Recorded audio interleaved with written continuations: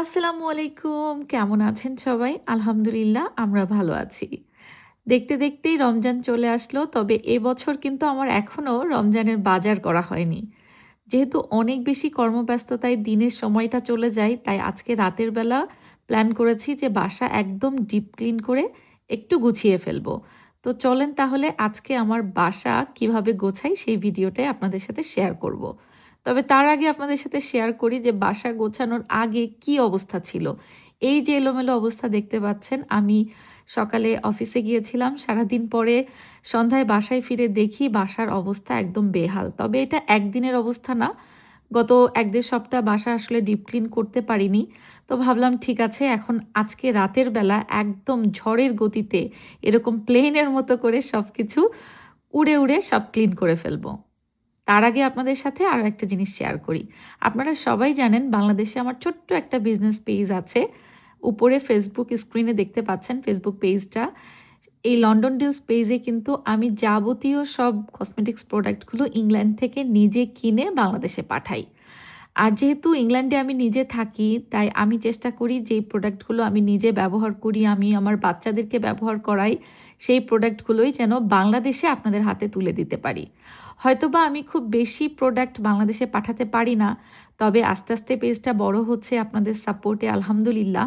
আপনারা সবাই যেভাবে আমাকে বিশ্বাস করছেন, আমাকে সাপোর্ট করে আমার লন্ডন ডিলস পেজ থেকে প্রোডাক্টগুলো কিনছেন, এটা আমার কাছে আসলে অনেক বড় কিছু।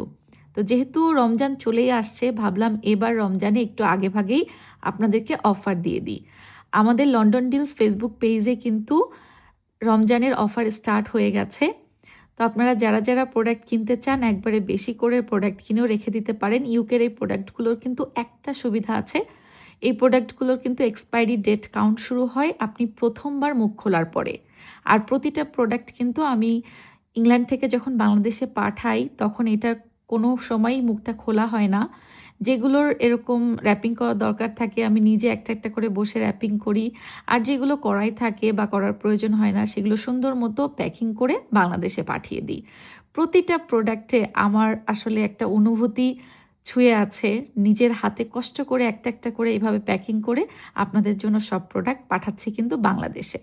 সো বাংলাদেশে অলরেডি আমাদের ওয়্যার হাউসে প্রোডাক্ট স্টকে আছে। আপনারা লন্ডন ডিলস পেজে ইনবক্স করেই পুরো বাংলাদেশে হোম ডেলিভারি নিতে পারবেন। আর আমাদের অফারটা চলবে কিন্তু মাত্র ৭ দিনের জন্য। আজকে থেকে শুরু হচ্ছে, আগামী ৭ দিন আমাদের এই অফারটা থাকবে। আচ্ছা, সো এবার চলে এসেছি ঘরবাড়ি গোছাতে। আমার ঘরবাড়ি গোছানোর ক্ষেত্রে প্রথমেই যেটা আসে সেটা হচ্ছে প্রতিদিনই সোফার কুশনগুলো এলোমেলো এদিক সেদিক পড়ে থাকে, সেগুলো গুছিয়ে তারপরে বাকিগুলো ডিপ ক্লিন করা শুরু করব। আমার এই ঘর সাজানোর পরে অনেকেই আমাকে বলেছিলেন সোফার কুশনটা চেঞ্জ করার জন্য। আমারও না এই প্ল্যান আছে। আমার এই সোফার কুশনগুলো মোটেও এখন যাচ্ছে না, মানে মানানসই হচ্ছে না। তা আমার প্ল্যান আছে এবারে ঈদের আগ দিয়ে আমি আমার সোফার কুশনগুলো কোন একটা লাইট কালার টাইপের কিছু একটা নিব। কোন কালার নিলে ভালো হবে একটু আমাকে কমেন্ট করে জানাবেন তো। তো বাজারে আসলে যাওয়া হচ্ছে না, মানে বেশ কিছুদিন শপিংয়ে যাওয়া হয় না। তো ঈদের আগ দিয়ে ইনশাল্লাহ আমি আমার সোফার কুশনগুলো চেঞ্জ করে ফেলবো। তো টুকটাক করে সব কিছু ক্লিনিংয়ের কাজ করছি। যেহেতু ওই যে বললাম গত ১-১.৫ সপ্তাহ আমার তেমন একটা ক্লিনিং করা হয়নি, তাই নোংরা একটু বেশিই হয়ে গেছে। আর সিয়ারা তো দেখেন, মানে সে তার মানে আমি নিজে কাজ করব না ওর জোকারি দেখব। আমি যতক্ষণ কাজ করি বা বাসায় থাকি, রান্নাবান্না করি, যেটাই করি, সারাক্ষণ ও আমার পিছে পিছে ঘুরে বেড়ায়। বড় মেয়েটা অবশ্য এখন একটু বড় হয়ে গেছে, ওর স্কুল, পড়াশোনা বা অন্যান্য অ্যাক্টিভিটিস নিয়ে একটু ব্যস্ত থাকে, বাট ছোটটা এখন পর্যন্ত আমার পিছে পিছেই ঘুরে বেড়ায়। অনেকে আমাকে বলেছিলেন আপু তোমার কার্পেটটা চেঞ্জ করো, কার্পেটটা যাচ্ছে না, মানাচ্ছে না, একটু হালকা কালারের কার্পেট নিও। বাট সত্য কথা বলতে আমার এখন মোটেও চিন্তা ভাবনা নাই আমার কার্পেট মানে চেঞ্জ করার। কারণ হচ্ছে এই কার্পেটটা আমরা খুব ভেবে চিন্তে এই কালার নিয়েছিলাম। তার একটাই রিজন, আমার বাসায় ছোট ছোট ২ টা বাচ্চা থাকে। আমি যেহেতু ওয়ার্কিং ওম্যান, ওদেরকে সবসময় সময় দিতে পারি না বা আমি সারাদিন বাসায় থাকি না। তো ওরা দেখা যাচ্ছে খেলা করাটাই ওদের সব কিছু, মানে একজন আরেকজনের সাথে খেলা করে, খেলনাপত্র দিয়ে এটা সেটা, বাড়িঘরদোর একটু নোংরাও বেশি করে। আর যেহেতু এখানে শীতপ্রধান দেশ, তার উপরে বাইরে বন্ধুবান্ধবও তেমন কোনো নেই। যে আমরা যেমন গ্রামে বড় হয়েছি, বিকেল হলেই বাইরে খেলা করতে যাই বন্ধুবান্ধবের সাথে, মানে ঘরে খেলাটা কিন্তু অতটা হতো না আমাদের। এই দেশের বাচ্চাদের তো আর সেই উপায় নেই।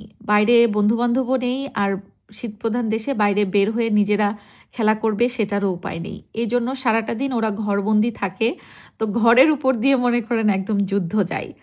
তো এই কারণে আমি যদি কার্পেটটা দেখা যাচ্ছে একটু হালকা কালার বা লাইট কালার নেই, সেক্ষেত্রে আমার কার্পেট মানে ৬ মাসও টিকবে না, এত নোংরা হয়ে যাবে। এইজন্য ইচ্ছা করেই আমার কার্পেটটা একটু ডার্ক কালার নিয়েছি। আর সবকিছু সাদা, সাদা আসলে ভালোও লাগে না। বাচ্চাদের ঘর, এজন্য ভেবেচিন্তেই আমরা এই কালারের কার্পেটটা নিয়েছি। হয়তো ফিউচারে বাচ্চারা একটু বড় হয়ে গেলে তখন হালকা কালার বা হোয়াইট কালার টাইপের কার্পেট নিব। বাট আপাতত নেওয়ার ইচ্ছা নাই, কারণ আমার কষ্ট অনেক বেড়ে যাবে।